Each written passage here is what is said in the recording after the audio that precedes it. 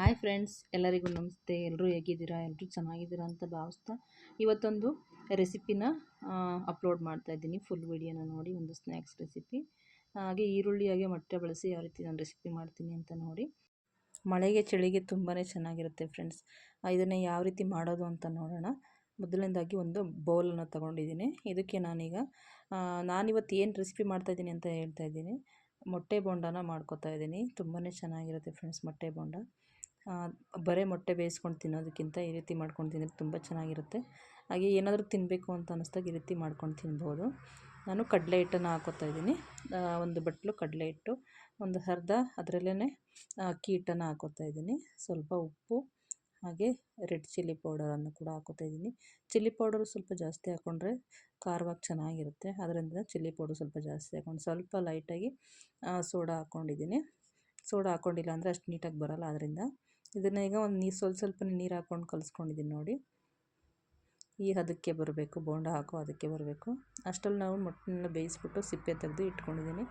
ಈಗ ಸಿಪ್ಪೆ ತೆಗೆದು ಇಟ್ಕೊಂಡಿರುವಂಥ ಮೊಟ್ಟೆನ 2 ಹೋಳನ್ನಾಗಿ ಮಾಡಿಕೊಂಡು 2 ಭಾಗಗಳನ್ನಾಗಿ ಮಾಡ್ಕೊಂಡು ಇಟ್ಕೋಬೇಕು. 2 ಭಾಗಗಳನ್ನಾಗಿ ಕೂಡ ಮಾಡ್ಕೋಬೋದು, ಹಾಗೆ 4 ಭಾಗಗಳನ್ನಾಗಿ ಕೂಡ ಮಾಡ್ಕೋಬೋದು.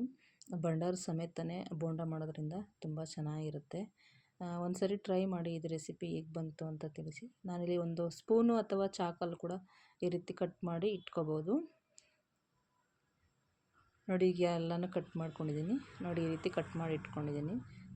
4 ಭಾಗ ಮಾಡಿಕೊಂಡ್ರು ಕೂಡ ತುಂಬ ಸಣ್ಣದಾಗಿ ಬಂದುಬಿಡುತ್ತೆ. ಆದ್ದರಿಂದ ಈಗ ಒಂದು ಬಾಣಲಿ ಇಟ್ಕೊಂಡು ಎಣ್ಣೆ ಕೂಡ ಕಾಯೋದಕ್ಕೆ ಇಟ್ಕೊಂಡಿದ್ದೀನಿ. ಎಣ್ಣೆ ಸ್ವಲ್ಪ ಸುಮಾರಾಗಿ ಕಾಯ್ದಾದ್ಮೇಲೆ ಆದಷ್ಟು ಮೊಟ್ಟೆ ಬೋಂಡ ಮಾಡಬೇಕಾದ್ರೆ ತುಂಬ ಹುಷಾರಾಗಿ ಮಾಡಬೇಕು. ಯಾಕಂದರೆ ಎಣ್ಣೆ ಎಲ್ಲ ಮೇಲೆ ಸಿಡಿಯುವಂಥ ಚಾನ್ಸಸ್ ಇರುತ್ತೆ. ಬೇಯಬೇಕಾದ್ರೂ ಅಷ್ಟೇ ಸ್ವಲ್ಪ ಸಿಮ್ಮಲ್ಲೇ ಇಟ್ಕೊಂಡು ಗ್ಯಾಸನ್ನು ಬೇಯಿಸ್ಕೊಬೇಕು. ಮೊಟ್ಟೆ ತುಂಬ ಕವರ್ ಮಾಡಿಕೊಂಡು ನಾವು ಕಲಿಸ್ಕೊಂಡಿದ್ದೀವಲ್ಲ ಹಿಟ್ಟನ್ನೆಲ್ಲ ಅದ್ದಿ ಹಾಕ್ಕೋತಾ ಇದ್ದೀನಿ. ಕೈಯನ್ನು ಕೂಡ ನೋಡ್ಕೊಂಡು ಕೂಡ ಹಾಕ್ಕೋಬೇಕು. ಎಣ್ಣೆ ಆರ್ತು ಅಂತಂದರೆ ಕೈಯೆಲ್ಲ ಬೊಬ್ಬೆ ಬರುತ್ತೆ. ಆದ್ದರಿಂದ ಒಂದೊಂದನ್ನೇ ಹಾಕ್ಕೋತಾ ಇದ್ದೀನಿ. ಎಷ್ಟು ಬೇಯುತ್ತೆ ಅಷ್ಟನ್ನು ಮಾತ್ರ ಹಾಕ್ಕೋಬೇಕು. ತುಂಬ ನೀಟಾಗಿ ಬೇಯ್ಕೊಳ್ಳುತ್ತೆ ನೋಡಿ. ಈ ರೀತಿ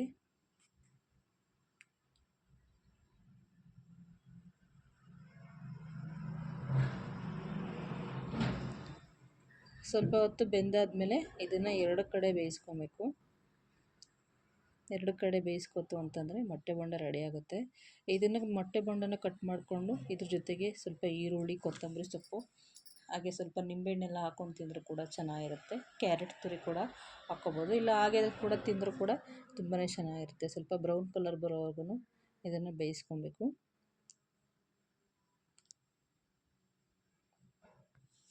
ನೋಡಿ, ಈಗ ಚೆನ್ನಾಗಿ ಬೆಂದಿದೆ.